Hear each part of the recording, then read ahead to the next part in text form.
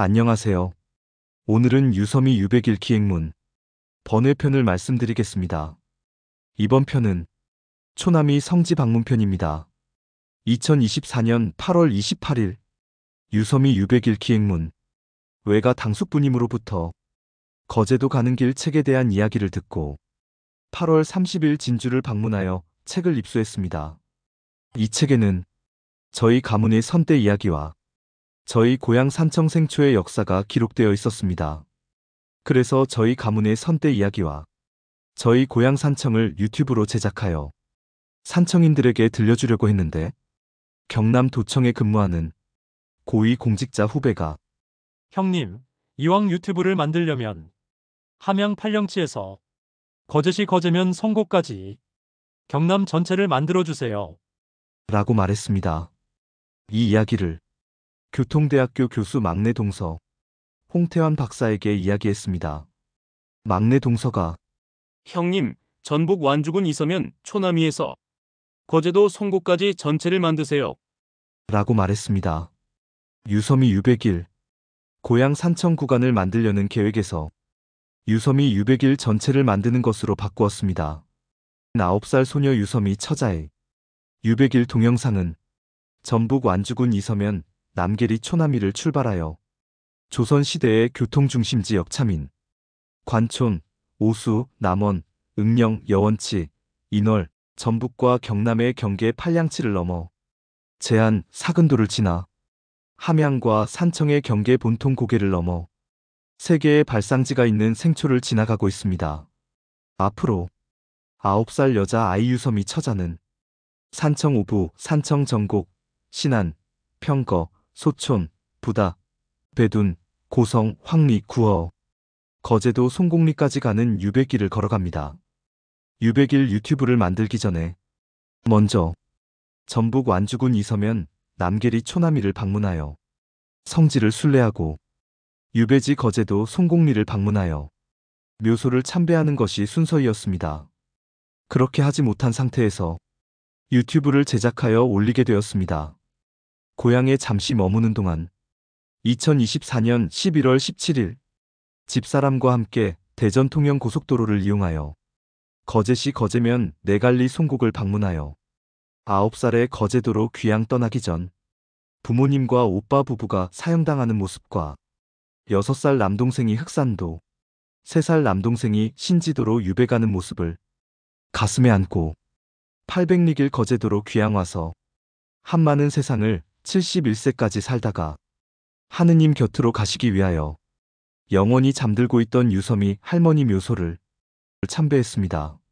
한편에서는 전북 완주군 이서면 남계리 초남이를 답사하지 못해 마음 한구석에서는 허전했습니다.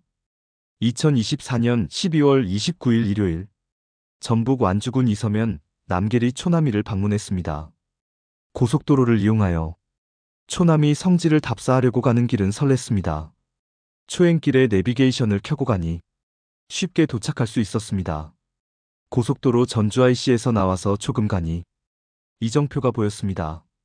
이곳에서부터 시속 35km 속력으로 운전하여 8분 후에 유암검 아우구스티노 생가터를 알리는 기둥 안내판이 보였습니다. 이곳이 초남이 성지 1주차장입니다. 차를 주차한 후 걸어서 초남이 성지로 걸어갔습니다. 초남이 성지 입구에는 호남천 주교 발상지 표지석이 순례자를 기다리고 있습니다. 초남이 성지 입구를 들어갔습니다. 오른편에는 안내판이 있습니다. 안내판에는 초남이 성지를 다음과 같은 내용으로 기록되어 있습니다.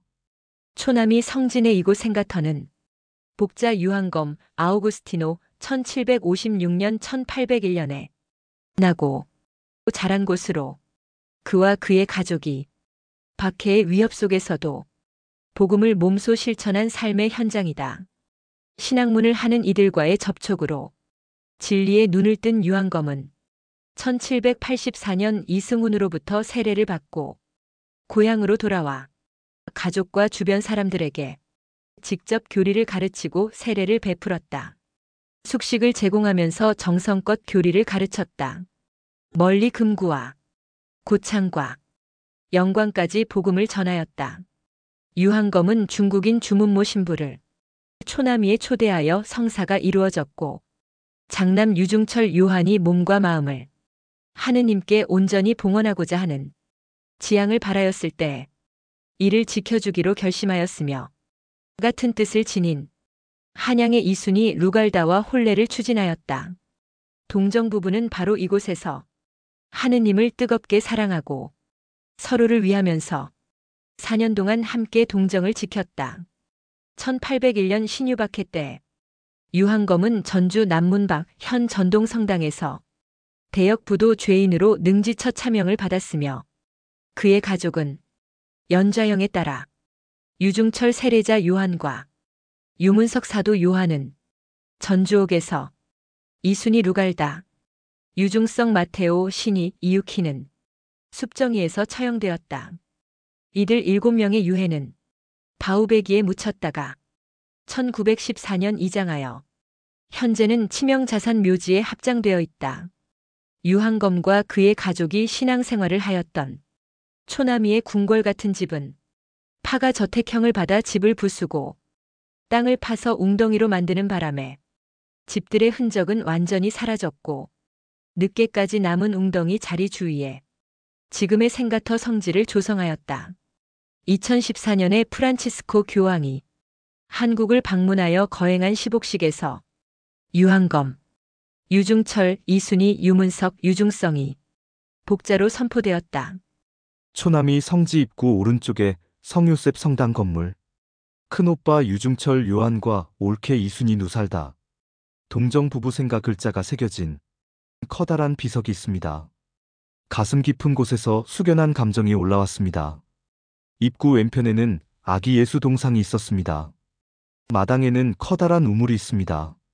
우물 가운데에는 십자가에 매달린 예수 크리스트 상, 양쪽에는 성모 마리아 상, 유한검 저택 글자를 새겨놓은 커다란 돌이 있고 이 돌에는 파가 저택이 새겨져 있습니다.